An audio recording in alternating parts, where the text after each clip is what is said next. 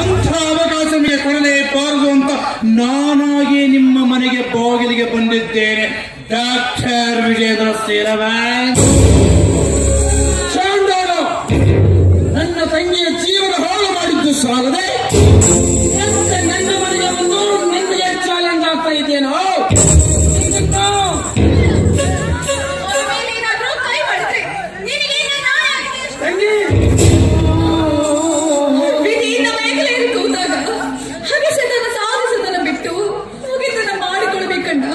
ಯಾಕಂದ್ರೆ ಹರಿದ ಬಟ್ಟೆಯನ್ನ ಎಷ್ಟೇ ಸೂಕ್ಷ್ಮವಾಗಿ ಹೊಲಿಗೆ ಹಾಕಿದ್ರು ಅದೆಂದಿಗೂ ಹೊಸ ಬಟ್ಟೆ ಅನಿಸ್ಕೊಳ್ಳಾರ್ದು.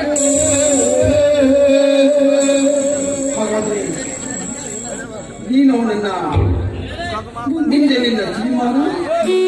ತೀರ್ಮಾನ ಇಷ್ಟೇ. ಎಂಚಲಾದ ಈ ಮಡಿಕೆಯನ್ನ ಎಂಚಲು ಮಾಡಿದ ಈ ನಾಯಿಗೆ ಅರ್ಪಿಸಬೇಕು.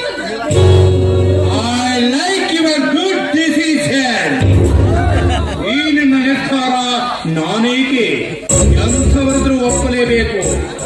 ಆದರೆ ನಾನು ನಿನ್ನನ್ನು ಮದುವೆಯಾಗಬೇಕಾದ್ರೆ ನನ್ನದೊಂದು ಕಂಡೀಷನ್.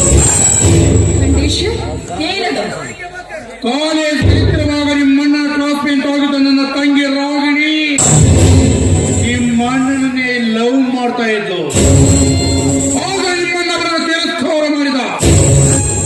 ಈಗ ಅವರನ್ನು ನಿಮ್ಮಣ್ಣ ಮದುವೆಯಾಗಲು ಸಿದ್ಧನಾದರೆ ಮಾತ್ರ ನಿನ್ನ ಮದುವೆ.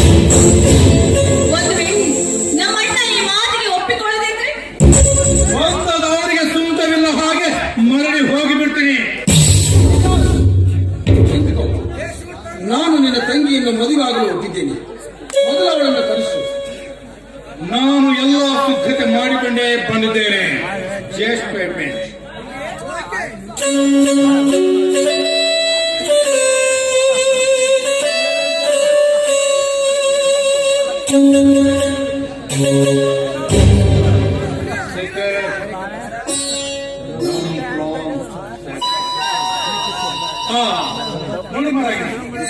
ಇವರು ಅಂದ್ರೆ ಡಾಕ್ಟರ್ ವಿಜೇಂದ್ರ ಸೇರವನ್ ನಿನ್ನನ್ನು ಮದುವೆಯಾಗಲು. ಮೈ ಡಿಯರ್ ಬ್ರದರ್, ಇವರೇನು ನನ್ನ ಮದುವೆ ಆಗ್ಲಿಕ್ಕೆ ಒಪ್ಕೊಂಡಿರ್ಬೋದು ನಿಜ. ಆದ್ರೆ ಇವರನ್ನ ಮದುವೆ ಆಗ್ಲಿಕ್ಕೆ ನನ್ ಮನ್ಸು ಒಪ್ತಾ ಇಲ್ಲ. ಎಸ್ ಬ್ರದರ್, ಇಷ್ಟಕ್ಕೂ ಮೀರಿ ನಾನು ಇದನ್ನ ಮದುವೆ ಆಗ್ಲೇಬೇಕು ಅಂತ ನೀವೇನಾದ್ರೂ ನನಗೆ ಒತ್ತಾಯ ಮಾಡಿದ್ದೆ ಆದ್ರೆ ಅವತ್ತು ಕಾಲೇಜ್ನಲ್ಲಿ ಎಲ್ಲರ ಮಧ್ಯದಲ್ಲಿ ನಾನು ನನ್ನ ಪ್ರೀತಿ ವಿಷಯವನ್ನ ಇವ್ರ ಮುಂದೆ ಪ್ರಸ್ತಾಪಿಸಿದಾಗ ನನ್ನ ಕೆನ್ನಿಗೆ ಹಿಡಿದು ನನಗೆ ಅವಮಾನ ಮಾಡಿದ್ದಾರೆ. ಅದಕ್ಕೋಸ್ಕರವಾಗಿ ತಪ್ಪಾಯ್ತು ಅಂತ ಇವರು ನನ್ನ ಮುಂದೆ ಅಪಾಲಜಿ ಕೇಳಬೇಕು. ಅದೆಂದಿಗೂ ಸಾಧ್ಯವಿಲ್ಲ. ಯಾಕಂದ್ರೆ ಹುಲಿ ಎಷ್ಟು ಹಸುವಾದಾಗ ಮಾಂಸವನ್ನೇ ತಿನ್ನಕ್ಕೆ ಹೊರತು ಒಣ ಹುಲ್ಲಲ್ಲ. ನನ್ನ ನಿಮ್ಮಣ್ಣನ ಮದುವೆ ಈ ಜನ್ಮದಲ್ಲಿ ಸಾಧ್ಯವಿಲ್ಲ.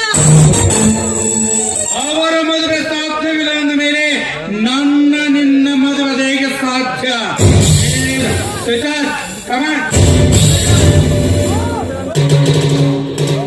ಅಂದು ನಾನು ಮಾಡಿದ್ದು ತಪ್ಪು ಅಂತ ನಿಮ್ಗೆ ಅನಿಸಿದ್ರೆ ದಯವಿಟ್ಟು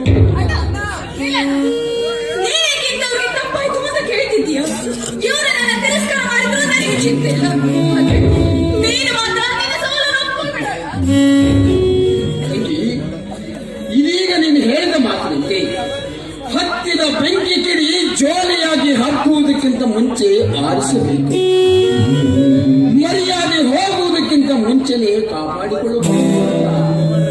ನಾವೀಗ ಮಾಡ್ತಾ ಇರೋದು I am sorry. It's okay. ಅದಕ್ಕೆ ಬಲ್ಲವರು ಒಂದ್ ಮಾತನ್ನ ಹೇಳಿದ್ದಾರೆ. ಏನಂತ ಗೊತ್ತಾ? ತುಂಬಾ ಉರಿಬಾರ್ದು ಅಂತ. ನೋಡು, ನಾನು ನಿನ್ ಮೇಲೆ ಇಷ್ಟಪಟ್ಟಿದ್ದೆ ನಿಜ. ಆದ್ರೆ ಒಂದ್ ಮಾತನ್ನ ಹೇಳ್ತೀನಿ ಕೇಳು. ನಾನು ಯಾವತ್ತೂ ಯಾವುದೇ ವಸ್ತುವನ್ನ ಇಷ್ಟಪಡೋದಿಲ್ಲ. ಒಂದ್ ವೇಳೆ ನಾನೇನಾದ್ರೂ ಇಷ್ಟಪಟ್ಟಿದ್ದೆ ಆದ್ರೆ ಕೊನೆವರೆಗೂ ನನ್ ದಕ್ಕವರೆಗೂ ನಾನ್ ಮಾತ್ರ ಕೈ ಬಿಡೋದು. ಯಾರು ನಾನು ಯಾರನ್ನ ತಿಳ್ಕೊಂಡಿದ್ಯಾ? ರಾಗಿಣಿ. ಆ ಹಾವಿಗೆ ಕೇವಲ 12 ವರ್ಷ ಜಿದ್ದಿದ್ದಿರ್ಬೋದು. ಅದೇ ಈ ರಾಗಿಣಿಗೆ ಜೀವನ ಪೂರ್ತಿ ಜಿದ್ದು. ನೋಡಿ, ಹೆಚ್ಚಿಗೆ ಮಾತು ಬೆಳೆಸುವುದರಿಂದ ಯಾವ ಪ್ರಯೋಜನವಿಲ್ಲ. ಮುಂದಿನ ತೀರ್ಮಾನಕ್ಕೆ ಬನ್ನಿ. ಮುಂದಿನ ತೀರ್ಮಾನ ಅನ್ನೋದಕ್ಕೆ ಏನಿದೆ, ನಾವು ಎಲ್ಲ ಸಿದ್ಧತೆ ಮಾಡಿಕೊಂಡೇ ಬಂದಿದ್ದೀವಿ.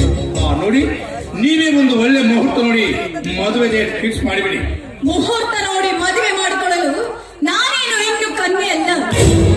ಮದುವೆಗೆ ಮುಂಚಿತವಾಗಿ ಮೊದಲ ರಾತ್ರಿಗೆ ಬಲಿಯಾದ ಹೆಣ್ಣು. ಇಂದೇ ಈ ಕ್ಷಣದಲ್ಲಿ ನಾವಿಬ್ಬರು ಹಾರ ಬದಲಾಯಿಸಿಕೊಂಡು ಮುಗಿದು ಹೋಗಬೇಕು ನಮ್ಮ ಮದುವೆ. ಬಂಧು ಬಳಗ ಬೀಗರು ಬಿದ್ದರು ಇವರಾರು ಇಲ್ಲದ ಮದುವೆ ಮಾಡಿಕೊಳ್ಳೋದು ಅಂದ್ರೆ ನನಗೆ ಅವಮಾನ ಅನ್ನಿಸ್ತಿದೆಯಾ? ನನ್ನ ಶೀಲವನ್ನು ಹಾಳು ಮಾಡುವಾಗ ಎಲ್ಲಿ ಹೋಗಿತ್ತು ಆ ನಿಮ್ಮ ಮಾನ ಮರ್ಯಾದೆ ಎಲ್ಲ? ಕಾರಣ ನಾನು ಹೇಳಿದಂತೆ ನಮ್ಮಿಬ್ಬರ ಮದುವೆ ಮುಗಿಲೇಬೇಕು. ಅಲ್ಲ ಮಹೇಶ್ವರಿ, ಆಹಾ ಉಮಾ ಮಹೇಶ್ವರಿ, ಮಾತನಾದ ಕೇಳು. ಹೇಳೋದು ಕೇಳೋದು ಯಾವುದೂ ಇಲ್ಲ.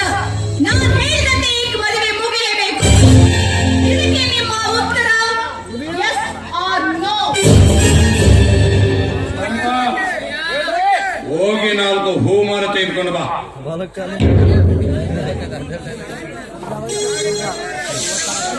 ನೀನು ಸುಮ್ಮರಮ್ಮ, ಇದು ನಿನಗೆ ತಿಳಿಯುವ ವಿಷಯ ಅಲ್ಲ. ಯಾಕಂದ್ರೆ ಏನ್ ಚೇಂಜ್ ಆದ್ರೂ ಪರವಾಗಿಲ್ಲ, ನಮ್ಮ ಮನಸ್ಸಿನಿರುವ ಏನ್ ಚೇಂಜ್ ಆಗಬಾರ್ದು. ಓಕೆನಾ? ನೀನ್ ಇಷ್ಟ ಇದ್ದಂತೆ ಆಗ್ಲಿ, ಅದಕ್ಕೆ ನಂದೇನೂ ಅಭ್ಯಂತರ ಇಲ್ಲ. ಆದ್ರೆ ಇವ್ರು ಮಾಡಿದ ಪ್ರತಿಯೊಂದು ತಪ್ಪನ್ನ ಕ್ಷಮಿಸ್ತಾನೆ ಇದೆಯಲ್ಲ, ಯಾಕನ? ಪ್ರಾಯಶ್ಚಿತ್ತಕ್ಕಿಂತ ಪರಿವರ್ತನೆ ಬೇರೆ ಯಾವುದಿದೆ ಈ ಪ್ರಪಂಚದಲ್ಲಿ? ನೋಡಮ್ಮ, ತಪ್ಪು ಮಾಡಿ ಕರ್ತವನಾದನು ಕ್ಷಮಿಸ್ತಾನೆ, ಕ್ಷಮಿಸಿ ಬಾಳವನು ಇನ್ನೊಬ್ಬರ ಕಣ್ಣಲ್ಲಿ ಕೀಳಾಗ್ತಾನೆ. ಇದು ಊರಿಗೆ ತಿಳಿಯ ಮಾತಲ್ಲ.